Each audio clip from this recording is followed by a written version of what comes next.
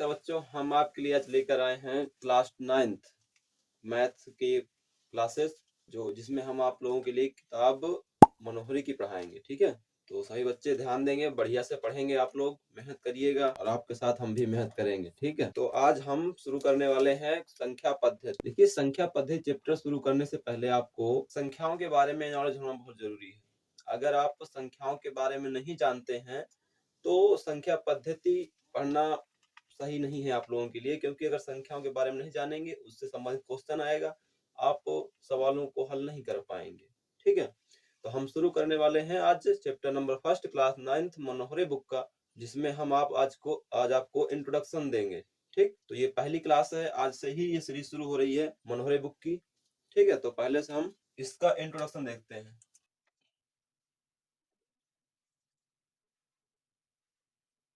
परिचय, इसमें हम परिचय किसका पढ़ेंगे?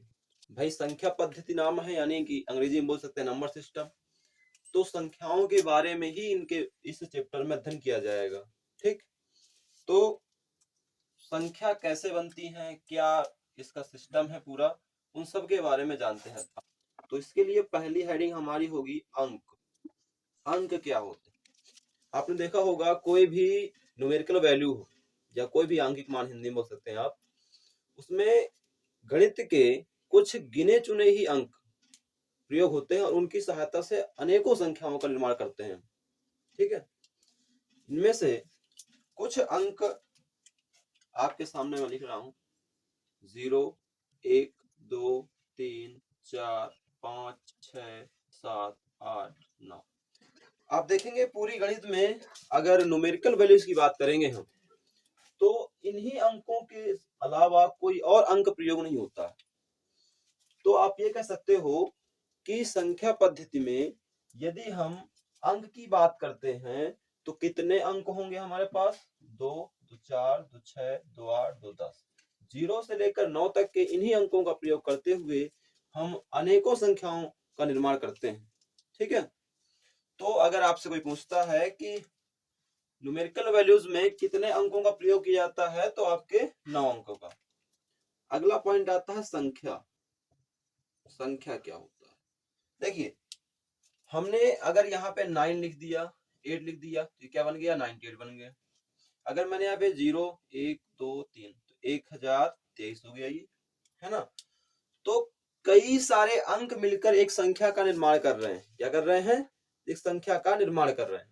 तो कई सारे अंक मिलकर के एक संख्या का निर्माण कर रहे हैं, तो इसको अगर हम परिभाषित करेंगे तो क्या कह सकते हैं कि कई सारे अंकों के संयोग से जो परिणाम प्राप्त होंगे आपको, वो आपको संख्या कहलाते हैं। ठीक है, यानी अगर लिखे यहां पर, तो हम क्या लिखेंगे कि अंकों के संयोग से जो परिणाम प्राप्त होते हैं उन्हें संख्या कहा जाता है। उन्हें संख्या कहा जाता है। जैसे आप कोई भी वैल्यू रख सकते हैं। जैसे मेरा मन किया मैंने यहाँ पे ये रख दिया, मेरा मन किया मैंने इसको ये रख दिया। इस प्रकार से आप कुछ भी संख्या जो मर्जी हो आप रख सकते हैं। ठीक, तो क्या लिखा? अंकों के संयोग से जो परिणाम प्राप्त। संयोग मतलब कैसे? चाहे वो गुणा की संक्रिया हो, चाहे वो भाग की संक्रिया हो, चाहे वो घटाव की संक्रिया हो, चाहे जोड़ की संक्रिया हो, इन किसी भी संक्रियाओं से जो परिणाम प्राप्त होगा आपका अंकों के माध्यम से, वो आपका संख्या कहलाएगा। ठीक, अब देखिए यहाँ पर अंक हमने समझ लिया क्या होता है, संख्या समझ लिया क्या होता है। अब यहाँ पर संख्या तो बहुत सारी हो गई भाई, संख्या तो इनके संयोग से बहुत सारी हमने बना ली। अब उन संख्याओं को हमने क्या किया? वर्गीकृत किया, कई पार्ट में उनको बांटा। तो वर्गीकृत करने की आवश्यकता क्यों पड़ी भाई हमें? जैसे मान लीजिए एग्जांपल के लिए, आपके घर में बहुत सारी बुक्स हैं, किसी भी प्रकाशन की ऐसे ढेर में रख दो उनको, फिर आपसे कहा जाए खोज के लाओ, तो क्या होगा? टाइम बहुत लगेगा खोजने में। अगर उन्हीं चीजों को हम व्यवस्थित क्रम में रख देंगे तो क्या होगा? आसानी से ढूंढ सकेंगे। इसीलिए संख्याओं के वर्गीकरण की आवश्यकता पड़ी हमें।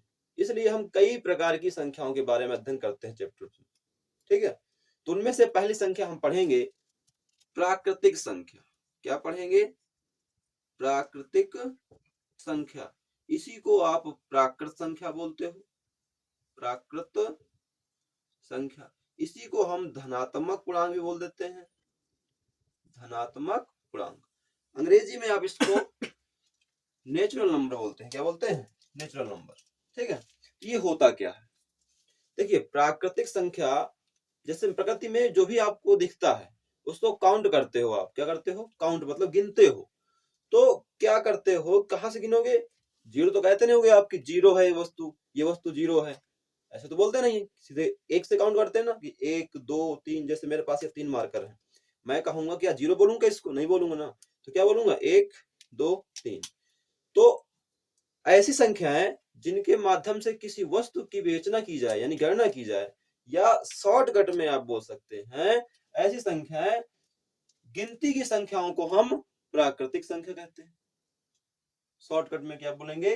गिनती की संख्याओं को प्राकृतिक संख्या कहते हैं। जैसे आप कह सकते हो एग्जाम्पल के लिए 1 2 3 4 5 6 7 8 9 10 डैश डैश करके आप जहां जहां तक मर्जी हो प्लस में अनंत तक पहुंच सकते हैं। ठीक, तो मैं यहाँ पे इसकी परिभाषा लिखता हूँ, और वही छोटी से लिखेंगे, ज्यादा बढ़ा चढ़ा कर नहीं लिखेंगे। तो क्या होगा? गिनती की संख्याओं को प्राकृतिक संख्या कहा जाता। अब इसी को आप दूसरे शब्दों में आप याद कर सकते हैं कि ऐसी संख्याएं जिनके माध्यम से किसी वस्तु की गणना की जाती है वो आपका प्राकृतिक संख्या या प्राकृत संख्या धनात्मक पूर्णांक कहलाता है। अब ये शुरू कहां से होती है? एज एग्जाम्पल देखिए, मैंने भी कहा आपसे कि मेरे पास मार्कर है, तो मैं कैसे गिनूंगा? 1 2 3, ऐसे ना। तो ये शुरू कहां से हुई? फिर 1 से, 2 3 4 5 6 7 8, इस तरह से आप अनंत तक जा सकते हैं। जहां तक आपको गिनना हो वहां तक आप गिन सकते हैं। अगर आपसे क्वेश्चन पूछता है कि सबसे छोटी प्राकृत संख्या क्या है, तो क्या बताएंगे? 1 बताएंगे। ठीक, अब नेक्स्ट पार्ट आता है इसका, प्राकृतिक संख्या के बाद अगली संख्या जो है वो है हमारी पूर्ण संख्या। क्या है? पूर्ण संख्या। तो मैं यहाँ पे पूर्ण संख्या के बारे में बताते हैं आपको। पूर्ण संख्या, अब ये पूर्ण संख्या क्या होती है ना? देखिए, अभी हमने पढ़ा प्राकृतिक संख्या। यदि प्राकृतिक संख्याओं के परिवार में शून्य को भी मिला लिया जाए, मतलब हम ये कहें कि 0 1 2 3 4 इस तरह से काउंटिंग करते हैं, तो वो हमारी पूर्ण संख्या कहलाती है। ठीक है, यानी पूर्ण संख्याओं में सबसे छोटी संख्या क्या होगी? 0 होगी। एक किसमें थी? प्राकृतिक संख्या में। ठीक है, तो पूर्ण संख्या क्या होंगी कि प्राकृतिक संख्याओं के परिवार में शून्य को सम्मिलित कर लिया जाए तो पूर्ण संख्या प्राप्त होंगी। यहां लिखते हैं, यदि प्राकृतिक संख्याओं के परिवार में शून्य यानी 0 को सम्मिलित कर लिया जाए तो पूर्ण संख्याएं प्राप्त होती हैं। जैसे कहां से शुरू होंगी ये? तो प्राकृतिक संख्या क्या थी हमारे पास? 1 2 3 4 5 6 7 डैश डैश अनंत।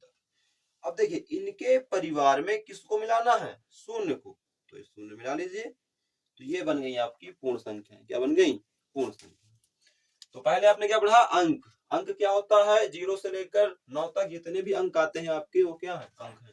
संख्या, अंकों के संयोग से जो परिणाम प्राप्त होंगे वो आपको संख्या कहलाएंगे। एग्जाम्पल के लिए आप कुछ भी संख्या ले सकते हैं। प्राकृतिक संख्या या प्राकृत संख्या धनात्मक पूर्णांक किसे कहते हैं? तो गिनती की जो संख्या होती है वो आपकी प्राकृतिक संख्या होती है। अगला है पूर्ण संख्या। यदि प्राकृतिक संख्याओं के परिवार में शून्य को भी सम्मिलित कर लिया जाता है तो आपको पूर्ण संख्या प्राप्त होती है। यानी प्राकृतिक संख्याओं का परिवार ये है, इस परिवार में 0 को भी शामिल कर लो तो क्या बन गया? पूर्ण संख्या बन गई। ठीक है, तो आप इसको नोट कर सकते हैं। तो फिर हम आगे बढ़ते हैं अगली संख्या की तरफ। अगला आता आपका पूर्णांक संख्या। पूर्णांक संख्या, इसको जरा ध्यान से देखिएगा। देखिए, इसको हम, ये जो पूर्णांक संख्या ना, क्या है? पूर्णांक संख्या। इसको आप चाहो 2 पार्ट में तोड़ सकते हो, चाहो तो तीन पार्ट में तोड़ सकते हो इसको, ठीक है। कैसे, इधर देखो, अगर दो पार्ट में इसको तोड़ेंगे तो आपका होगा ऋणात्मक संख्या, ऋणात्मक पूर्ण संख्या, ठीक। और दूसरा पार्ट कर सकते हो आप पूर्ण संख्या, पूर्ण संख्या, ठीक है। अब यहाँ देखिए, हमें तो सिर्फ अभी जानना है कि पूर्णांक क्या होता है। तो देखिए यहाँ पर, यदि धनात्मक संख्याओं, यानी कह सकते हो यदि प्राकृतिक संख्याओं और ऋणात्मक पूर्ण संख्याओं के साथ में शून्य को सम्मिलित कर लिया जाए, किसको, शून्य को, तो वो आपका पूर्णांक बन जाते हैं, ठीक है। या इसी को दूसरी तरह से आप बोल सकते हो कि यदि पूर्ण संख्याओं के परिवार में, इसमें पूर्ण संख्याओं के परिवार में ऋणात्मक पूर्ण संख्याओं को, किनको, ऋणात्मक पूर्ण संख्याओं को सम्मिलित कर लिया जाए तो पूर्णांक संख्याएं प्राप्त होती है, ठीक है। तो मैं इस चीज को यहाँ लिखता हूं तो ज्यादा अच्छा समझ में आएगा आपको। सभी प्राकृतिक संख्याओं और सभी पूर्ण ऋणात्मक संख्याओं के साथ में शून्य को सम्मिलित कर लेने पर पूर्णांक संख्याएं प्राप्त होती हैं, ठीक है। इसी चीज को आप दूसरे शब्दों में लिख सकते थे कि सभी पूर्ण संख्याओं के साथ में सभी ऋणात्मक पूर्ण संख्याओं को सम्मिलित कर लिया जाए तो हमें पूर्णांक संख्या प्राप्त होती है, ठीक। अब ये हमने क्या लिखा है, जरा इसको एग्जाम्पल के माध्यम से समझते हैं। क्या लिखा, सभी प्राकृतिक संख्याओं, तो भैया सभी प्राकृतिक संख्याओं को लिखो, ये प्राकृतिक संख्या हो गई। सभी ऋणात्मक संख्याओं, ये सभी ऋणात्मक संख्या हो गई, के साथ में शून्य को, तो शून्य को भी मिला लिया, तो क्या मिल गई, पूर्ण संख्या। तो ये क्या हो गई आपकी पूर्णांक, क्या हो गई पूर्णांक, ठीक। तो इसको आप चाहो तो तीन पार्ट में ऐसे ब्रेक कर सकते हो, ठीक, फर्स्ट, सेकेंड और या थर्ड, ठीक। अगर आपका मन करता है तो आप इसको दो पार्ट में भी ब्रेक कर सकते हैं, कितने पार्ट में, दो, इतना कर सकते हैं आप ऐसे, ये, ठीक है। अब आपको पूर्णांक समझ में आ गया होगा क्या होता है। अब देखते हैं, पूर्णांक के अंदर दो चीजें होती हैं, क्या होती हैं, दो। पूर्णांक को हम दो पार्ट में बांटते हैं, एक होता है धनात्मक पूर्णांक, एक होता है ऋणात्मक पूर्णांक, ठीक है। अब धनात्मक पूर्णांक क्या होता है, तो अभी हमने आपको प्राकृतिक संख्या पढ़ाई थी, तो यहाँ लिख सकते हैं सभी प्राकृतिक संख्याएं धनात्मक पूर्णांक कहलाती हैं। जैसे देखिए इसके कहाँ से शुरू होंगी, ये वहीं से जहां से प्राकृतिक संख्या शुरू हो रही थी, क्योंकि क्या लिखा, सभी प्राकृतिक संख्याएं धनात्मक पूर्णांक कहलाती हैं। तो ये 1 2 3 4 5 6 डैश अनंत, ये क्या होते हैं, धनात्मक पूर्णांक होते हैं, क्या होते हैं, धनात्मक पूर्णांक। अब इसकी बात करें अगर हम ऋणात्मक पूर्णांक की, तो सभी ऋणात्मक पूर्ण संख्याएं, ऋणात्मक पूर्ण संख्याएं ऋणात्मक पूर्णांक कहलाती हैं। जैसे एग्जाम्पल दे सकते हैं आप, -1 -2 -3 -4 -5 अनंत। अब देखें यहाँ पर, यहाँ पे सभी ऋणात्मक पूर्ण संख्या क्यों लिखा, पूर्ण मतलब लिखने का मेरा यहाँ पर ये है कि पूरी पूरी हो, ये नहीं कि दशमलव की हो जाए, 0.12 कर दो, 1.2 कर दो, ऐसा नहीं। सभी पूरी संख्या हो और ऋणात्मक हो, कैसी हो, ऋणात्मक हो, तो आपकी वो ऋणात्मक पूर्ण संख्या कहलाएगी। शून्य को ना तो ऋणात्मक पूर्णांक संख्या कहते हैं, ना ही धनात्मक पूर्णांक संख्या कहते हैं, ठीक। जैसे इलेक्ट्रॉन, प्रोटॉन, न्यूट्रॉन, न्यूट्रॉन क्या होता है, उदासीन होता है ना। तो इसी तरह से शून्य भी क्या है आपका, उदासीन है, यानी इस पे कोई भी चार्ज नहीं होगा, ना तो ये धनात्मक में आएगा, ना तो ये ऋणात्मक में आएगा। तो उम्मीद करते हैं कि आपको ये पूर्णांक का जो फैक्ट है समझ में आया होगा। ठीक है, तो आगे बढ़ते हैं अगली संख्या की तरफ।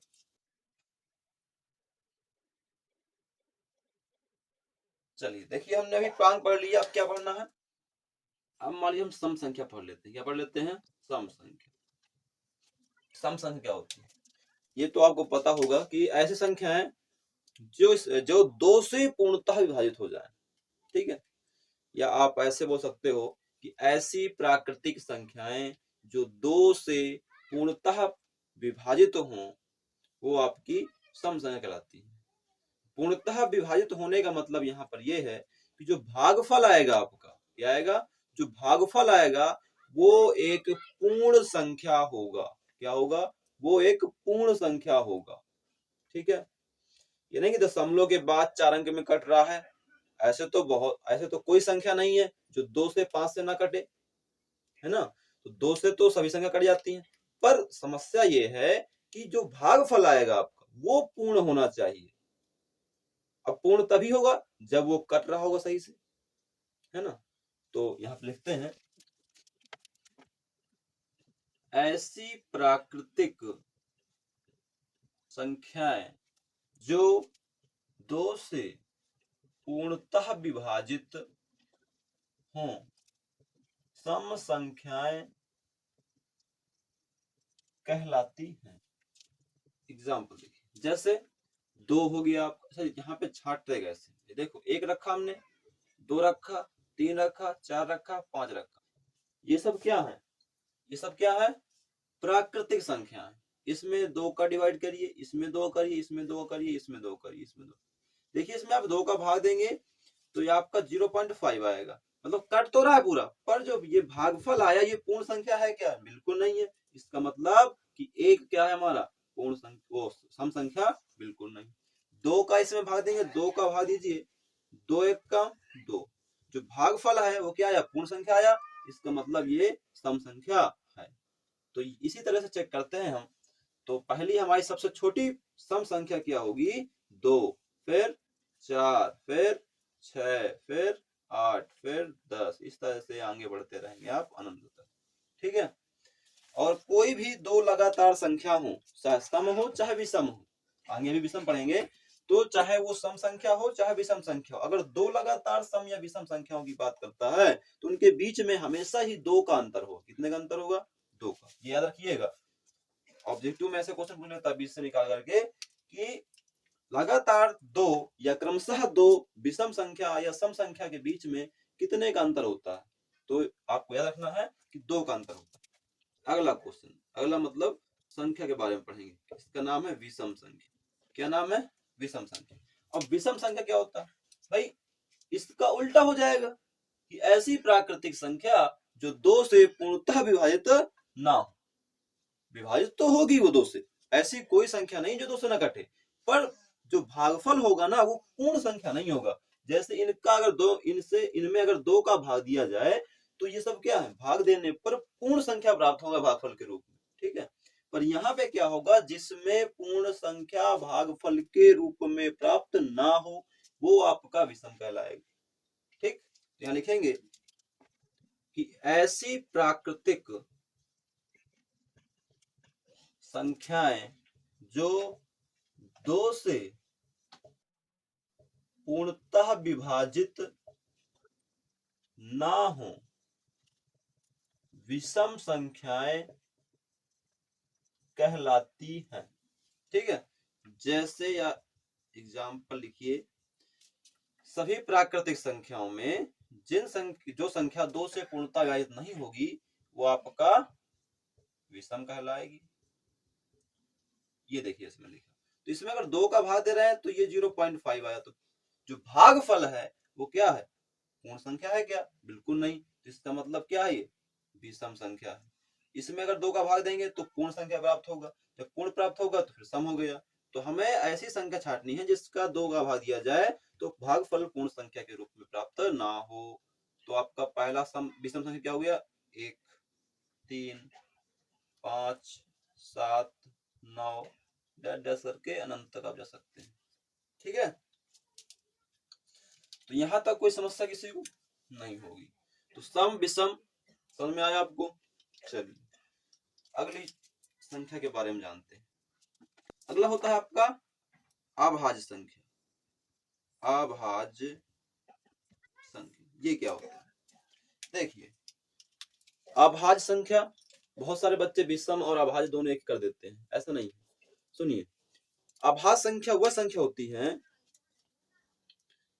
जो एक और अपने अलावा अन्य किसी संख्या से विभाजित ना हो। ठीक है, या आप ये कह सकते हो कि ऐसी संख्याएं जिनका अभाज्य गुणनखंड करने पर एक और अपने के अलावा अन्य कोई अभाज्य गुणनखंड प्राप्त ना हो, वो आपका अभाज्य संख्या कहलाती है। ठीक है, तो यहां लिखते हैं इसके बारे में तो कुछ ज्यादा बेहतर समझ में आएगा। तो क्या लिखेंगे यहां पर? ऐसी प्राकृतिक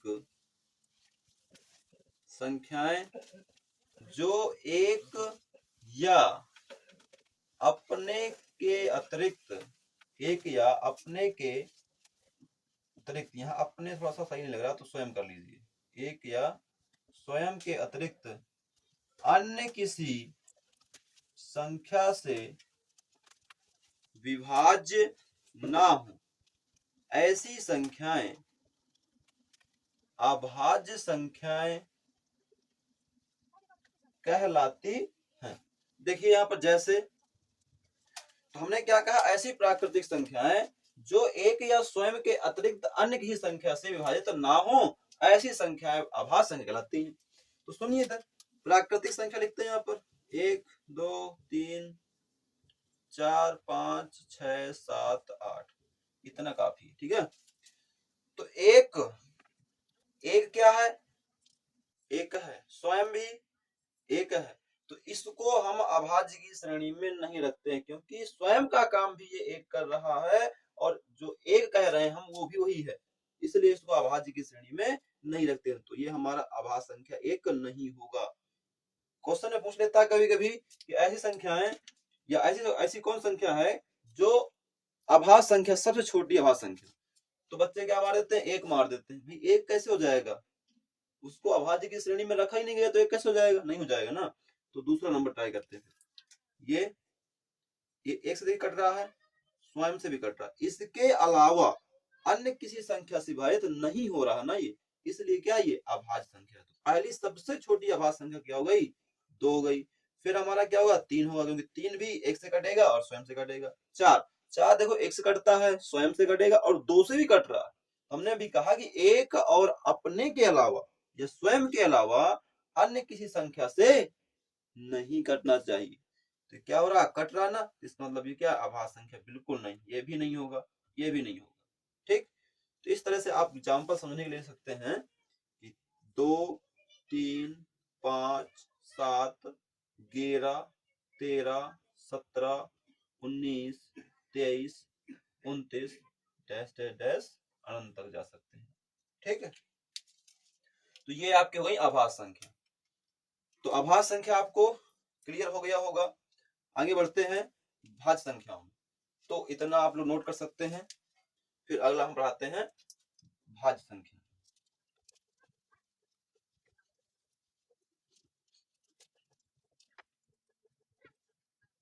भाज्य संख्या ये क्या होगा? जो अभाज्य था हमारा ना, अभाज्य का जस्ट अपोजिट है, उल्टा है। उसमें क्या था? एक और अपने के अलावा अन्य किसी संख्या से विभाजित नहीं होना चाहिए था। यहाँ पे क्या है? होना चाहिए। यहाँ लिखेंगे ऐसी प्राकृतिक संख्याएं जो एक या स्वयं के अलावा अन्य किसी संख्या से भाज्य हो से विभाज्य कर लीजिए, विभाज्य हो, भाज्य संख्याएं कहलाती। जैसे 1 रखिए, 2 रखिए, 3 रखिए, 4 रखिए, 5 रखिए, 6 रखिए, 7, 8, 9, 10 अनंत तक। अब यहाँ ध्यान से देखिए, इसका एक स्वयं एक, इसके अलावा अन्य कोई संख्या से नहीं कटेगा, इसका मतलब ये अभाज्य संख्या बिल्कुल नहीं है। ये तो अभाज्य है, क्या है, अभाज्य है। तो अभाज्य भाज्य कैसे हो सकता है, ये फिर भाज्य संख्या बिल्कुल नहीं। 3 भी क्या है, अभाज्य है। 4 क्या हो, देखो 1 से कटेगा, स्वयं से कटेगा और 2 से भी कटेगा।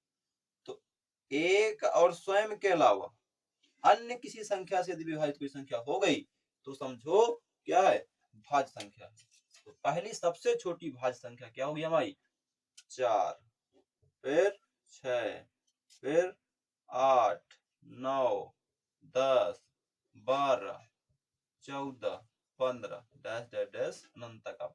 ठीक है, तो ये हो गया आपका भाज्य संख्या। ऐसी संख्या है जो एक या स्वयं के अलावा अन्य किसी संख्या से विभाजित हो जाए। क्या हो जाए, हो जाए, ना हो जाए नहीं, हो जाए, तो वो आपकी भाज्य संख्या कहलाती है।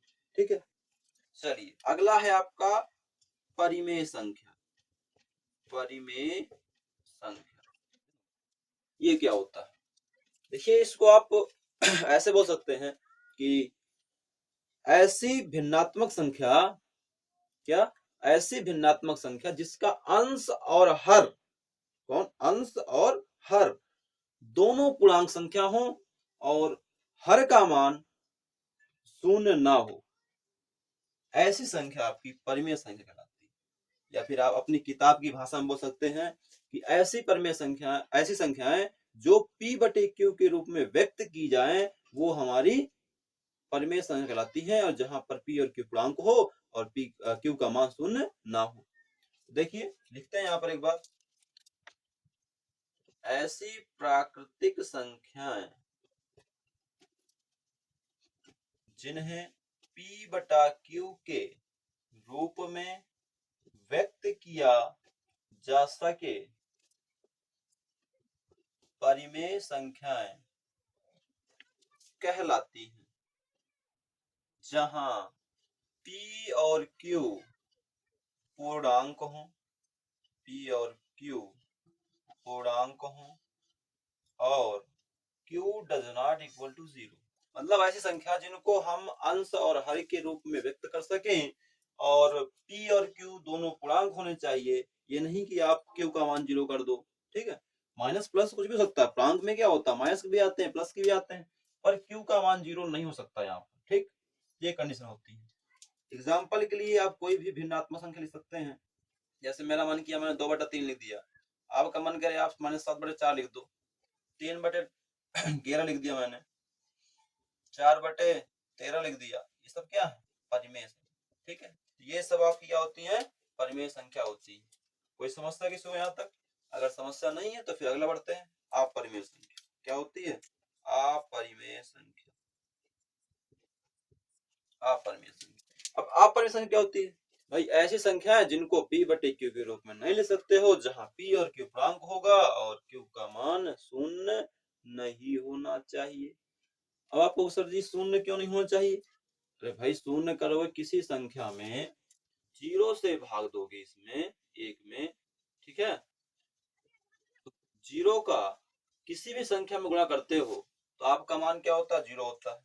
तो क्या ऐसी कोई संख्या संभव है जिसका गुणा 0 में किया जाए तो यहाँ पे 1 आ जाए? नहीं संभव ना, मतलब इसको आप हल नहीं कर सकते हो। जब हल नहीं कर पाओगे तो आप इसको परिमेय संख्या या अपरिमेय संख्या में नहीं रख सकते। ठीक, चलिए तो यहाँ लिखेंगे, ऐसी संख्याएं जिन्हें P बटा Q के रूप में व्यक्त ना किया जा सके, व्यक्त ना किया जा सके, अपरिमेय संख्याएं कहलाती हैं। जहां P और Q पूर्णांक हो, Q डज नॉट इक्वल 0।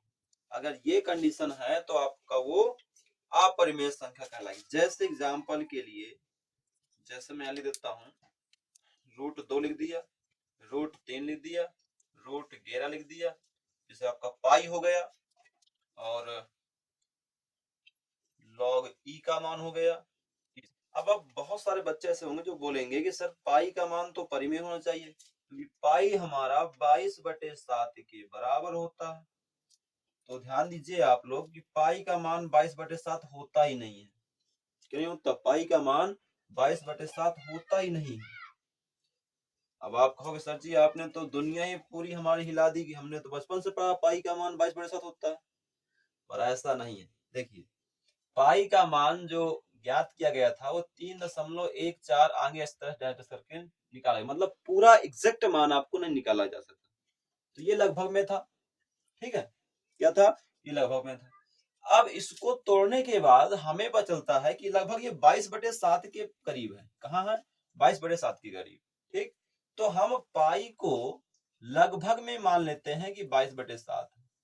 तो हमें बचपन से पढ़ाया जाता है कि पाई का मान 22/7 है, जबकि जो पाई ये 22/7 है, ये एक परिमेय संख्या है। क्या है? एक परिमेय संख्या। और पाई क्या है? अपरिमेय संख्या। क्यों अपरिमेय? क्योंकि इसका एग्जैक्ट मान बिल्कुल नहीं पता हमें, ठीक है। तो हम इसके शुरुआती कुछ अंकों के हिसाब से 22/7 हल निकाल लेते हैं, तो कहते थे पाई का मान 22/7 है। पर अगर आपसे पूछता है कि पाई परिमेय है या अपरिमेय, तो पाई आपकी अपरिमेय संख्या, ठीक। अगर 22/7 की बात करता है तो 22/7 आपका परिमेय है, ठीक है। चलो, तो उम्मीद करते हैं यहां तक आपको समझ में आ रहा होगा। तो ये आपका अपरिमेय संख्या हो गया। अब देखिए, हमने आज क्या क्या पढ़ा? पढ़ा हमने पहले अंक क्या होता है, फिर संख्या क्या होती है, फिर प्राकृतिक संख्या क्या होती है, फिर पूर्ण संख्या पढ़ी, फिर पूर्णांक पढ़ा, फिर सम पढ़ा, फिर विषम पढ़ा, फिर अभाज्य पढ़े, फिर भाज्य पढ़ा, फिर परिमेय पढ़ा, फिर अपरिमेय पढ़ा। एक और अंतिम संख्या का ग्रुप बचा है, वो है रियल नंबर, वास्तविक संख्या। क्या होती है? वास्तविक संख्या। तो इतना आप नोट कर लीजिए, इसके बाद हम आगे बढ़ते हैं।